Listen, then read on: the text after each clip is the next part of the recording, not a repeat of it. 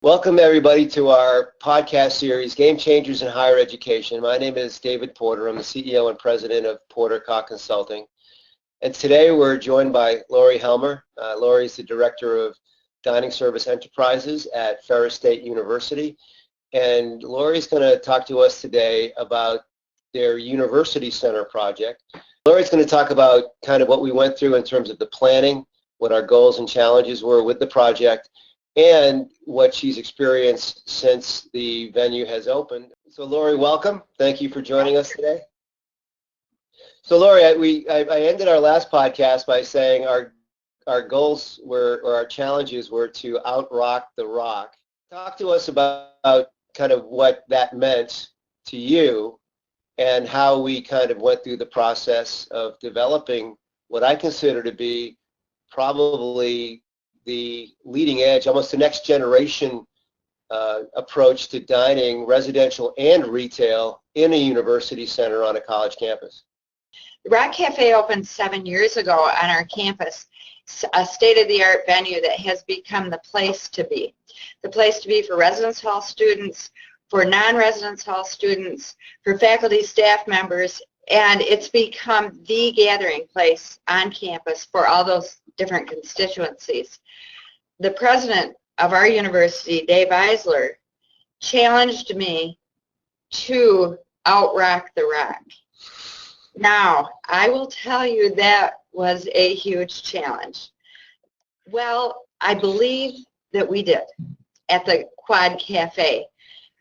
The Rock Cafe is situated in the residential district of our campus, with residence halls completely surrounding it. Right. The Quad Cafe is located in our beautiful, brand new University Center, situated in the heart of the academic core of our campus. So it's really, it's complemented the wonderful job and the awesome facility that David and his team helped us create in the heart of the residential district to bring that to the heart of the academic core. It's frankly shifted the dynamics of patron counts and of pedestrian traffic on our campus, because the University Center is absolutely a phenomenal place to be. It's because the goal of the project was to become the living room of our campus.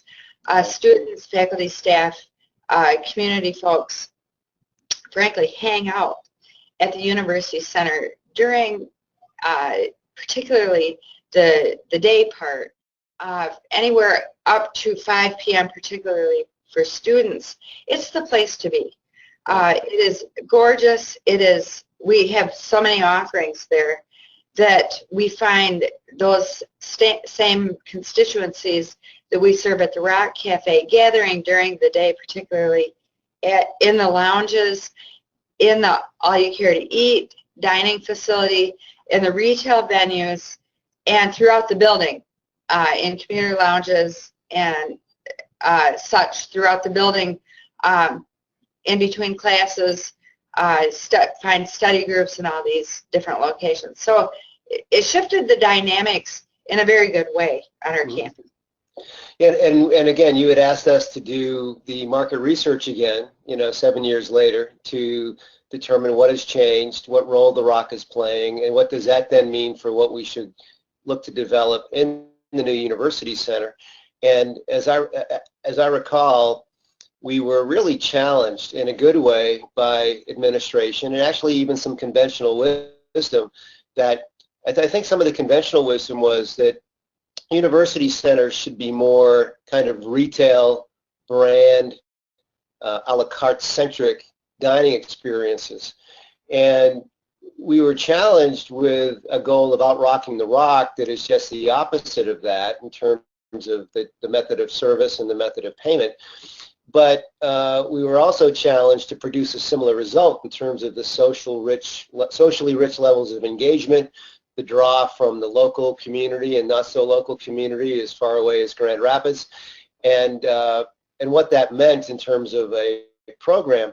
And so we were looking at coming up and worked with you very closely to develop a kind of a hybrid, which I like to characterize as the next generation dining in university centers, where we married the retail, a very well-developed retail experience in its truest form with some brands, with the anytime dining almost in one space. You know, there's always been a question, how can we do both of these in one contiguous area and then have a dining or a seating area that brings students together or gives them the opportunity to come together too, whether you're a commuter student or a resident student. Can you talk a little bit about that? Because that really turned out to be something I think is extraordinarily unique to your campus. And certainly we were able to come up with a vision with you for that. And we'll certainly, I think you'll agree with this, my partner Alvin came up with what I characterize, and I know you agree with this too, as you told me so, pretty much a genius design solution to serve both of these masters with the retail and the anytime dining. So how has that actually been received by your customers on your campus? I would echo what you say. Not only was it a ingenious layout, but I believe Alvin is a genius designer. Not Yes. only did he design the Rock Cafe, and today I still stand in awe in the Surgery watching the amazing flow of traffic without any bottlenecks at any one particular station. He just took it to another level at the Quad Cafe. As far as the hybrid design, probably one of the most ingenious aspects of that is the challenge of marrying retail and all-you-care-to-eat dining together was accomplished with a whole lot of flexibility built in. Anytime dining portion of the Quad Cafe obviously would be very well utilized by those students with anytime dining plans. Yep. It was particularly those off-campus students, the commuter students, faculty, staff. We were uncertain as to what their choice would be in the two distinct types of dining within the same space. So Alvin built in what I'll call a portable wall that was housed in an inconspicuous space, which allowed us to adjust the size of the venues. We opened up with 5 retail venues and several different stations on the all-you-care-to-eat anytime dining side of the entire facility. Today, we have actually utilized that wall, and after learning how our populations would make those selections between anytime dining and retail dining, we now have a 3-venued food court and have added the last 2 venues, which would be 2 venues called Sukasa Mexican Grill and Jump Asian Express to our anytime dining options. Now, today, that is a perfect mix for us. Next year, we might see that we maybe need to add more retail and shrink anytime dining, but I don't anticipate that to happen because our anytime dining facility, much like the Rock Cafe, which was opened 7 years ago, is well patronized by every constituency, both on and off campus. So you're saying that those 2 stations that were flexible, it was designed so that they are now being used as anytime dining, were originally open as retail, but because your anytime dining has been so popular, especially with non-meal plan customers, either students or commuters or visitors or people from the local community just paying cash, that you needed that extra capacity, and the flexibility permitted you to get that by using these 2 venues in the anytime dining. Correct. I don't anticipate that changing. Okay. Our anytime dining is extremely popular, so I don't anticipate that changing, but we do have the flexibility to do that 5 years down the road, 10 years down the road, but our all-you-care-to-eat venues, both the Rock Cafe and the Quad Cafe, are the sought-after dining destination. Now, one of the things I really love about what's happening in your Quad Cafe as a whole is that the way it's been designed is students can come to the entrance and they really have the opportunity, or any customer can come to the entrance, take advantage of all the retail stations, which are extremely well developed, very high end, or they can pay and walk into the anytime dining side. So really they're voting with their pocketbooks in terms of what they really want. And in most student centers, I think, and you've probably, seen this and heard this too in the industry, the notion of putting an anytime dining venue kind of front and center as part of this is really not thought of as an effective solution. Well, like you said, they're voting with their pocketbooks. Our reputation with the Rock Cafe has spread throughout campus, throughout the community, and first of all, they know what to expect in our anytime dining venue. What they are going to experience is a great deal of variety. We have 11 action stations. Everything's done in front of the customer. We have no back of the house. Our staff own their stations. They're on stage their entire shift. They're interacting with the customers. They know what to expect in customer service. They also know what to expect in quality. Right. They can bring in a group of people, and there's something for everyone. Right.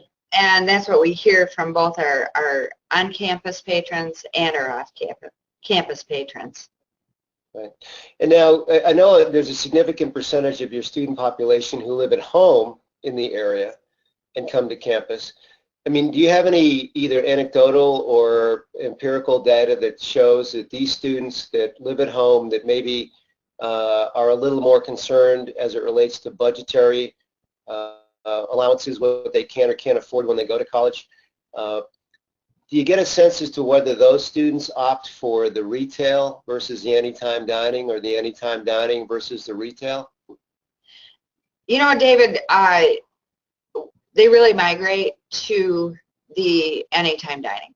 As part of our anytime dining plans, we have a declining dollar balance. Discretionary dollars, or the declining balance dollars, which we call Bulldog Bucks, are utilized in our retail venues, which, in addition to this 3-venued food court, we also have 2 Starbucks stores on campus and a convenience store.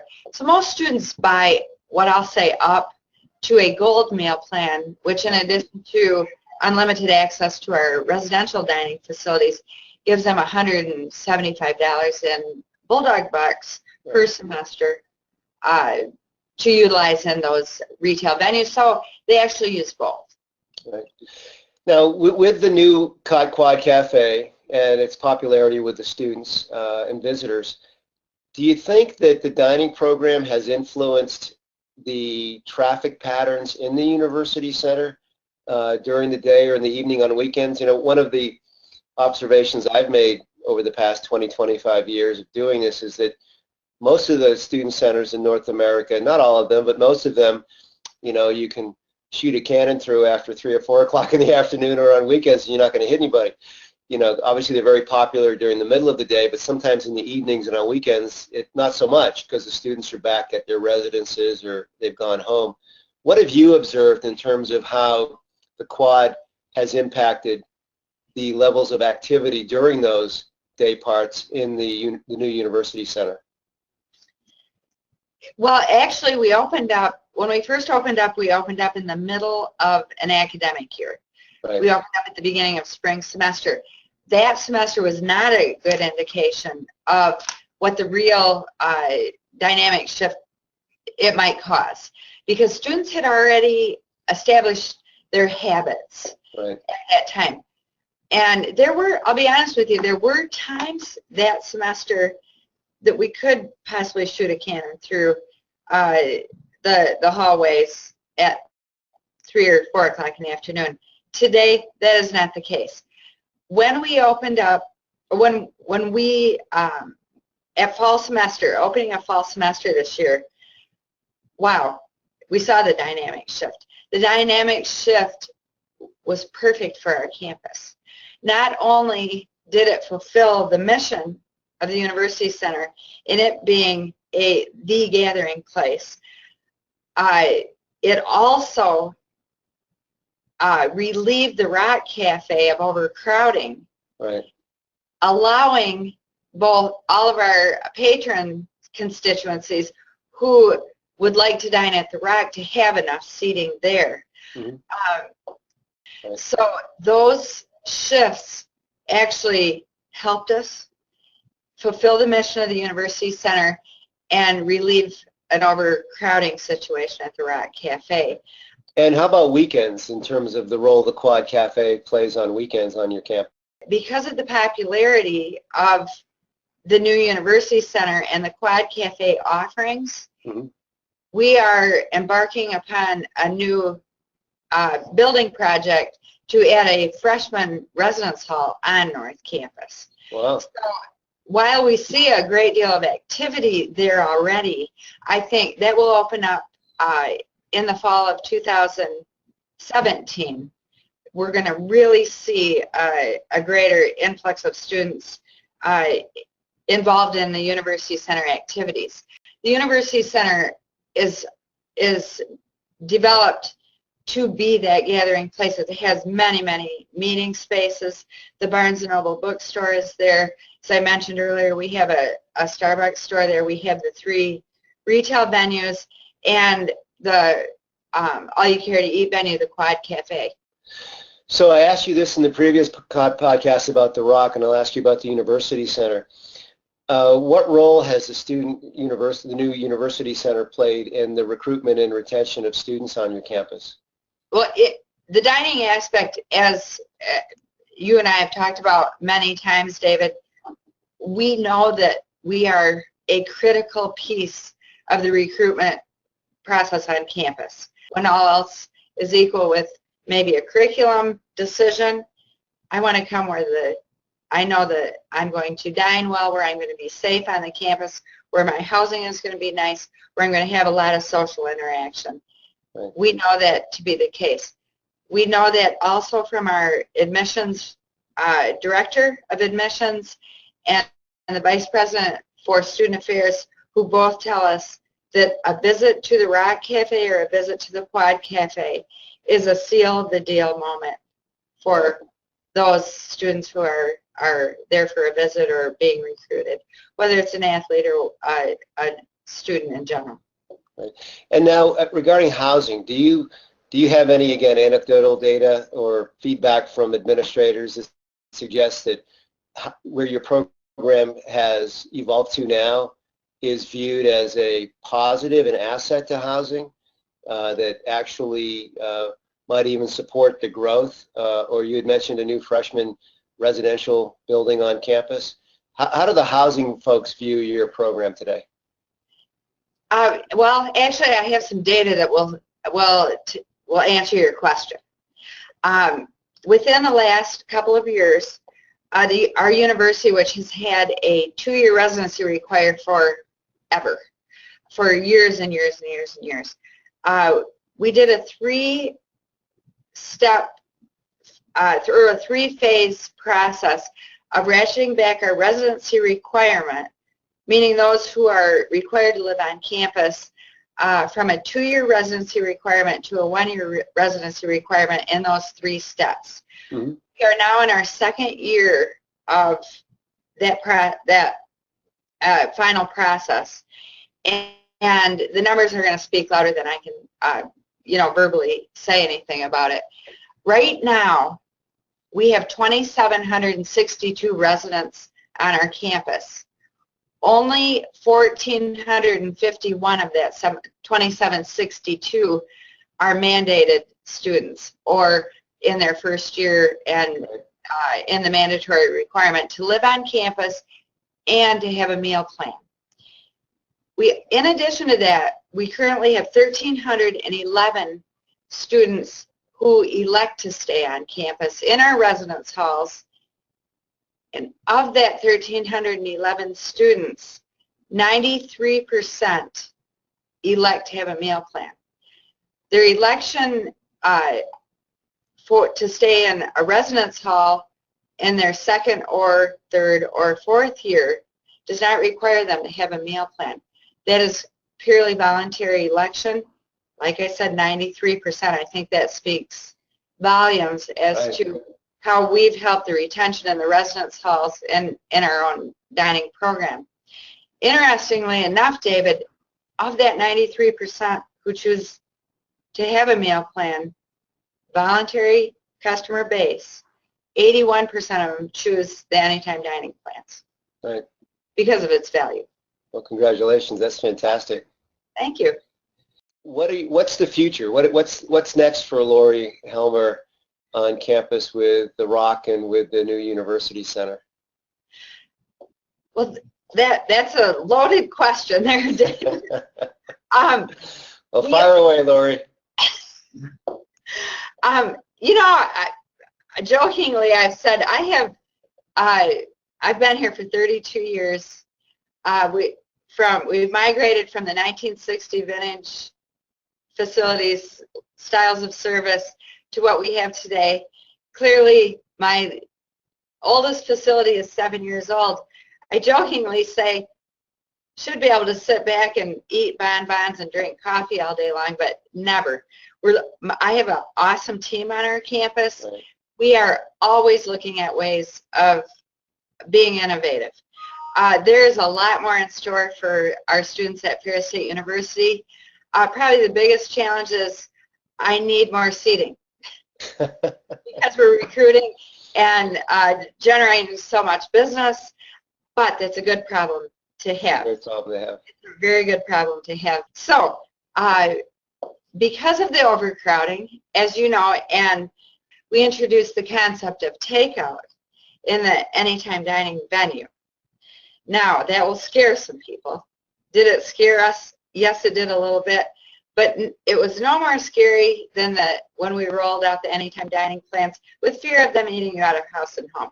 Right. Our students do very well with the takeout plan.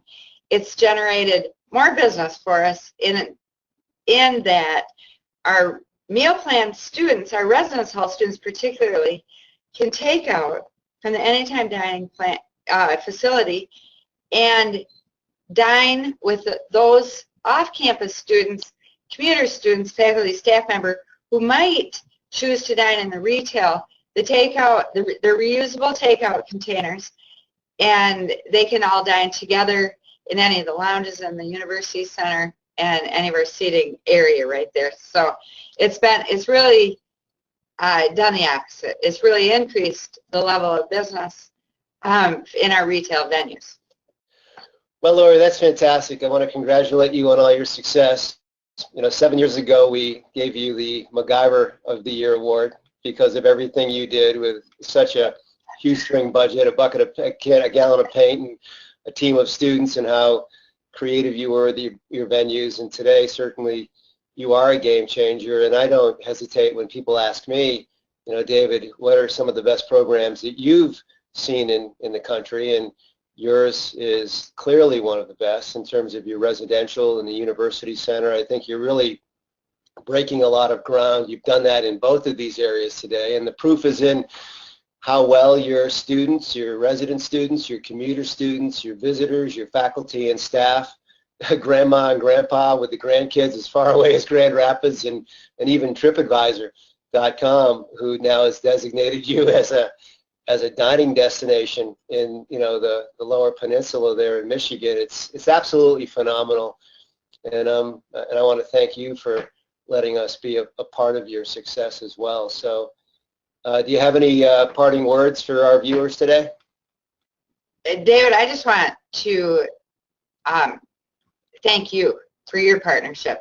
You and your team, without you, we wouldn't be as successful today as we are. You've been a member of our team here. We consider you that, and I want to thank you for what you've done on the campus of Ferris State University. Thank you, Lori. I'd also like to extend an invitation to anyone. While I can sit here and tell you all about our venues, our program, I think it would be to anyone's benefit to come and see us. I've had visitors from Montana, from Tennessee, from Georgia, from every university in Michigan. Please give me a call, come and pay a visit, and it's one of my favorite things to do is show off our facilities, show off our program, and just give me a call. Well, Lori, thank you, and I want to thank everybody for joining us. And again, we encourage you to reach out to Lori, visit the campus. If you'd like some more information, you can reach out to us as well, Josh Lazarus or Cezanne Grauer at Portercaw Consulting. There'll be information accompanying this podcast to give you some contact information. And Lori, again, thank you. Congratulations on all your success, and we'll be seeing you very soon. Thank you, David.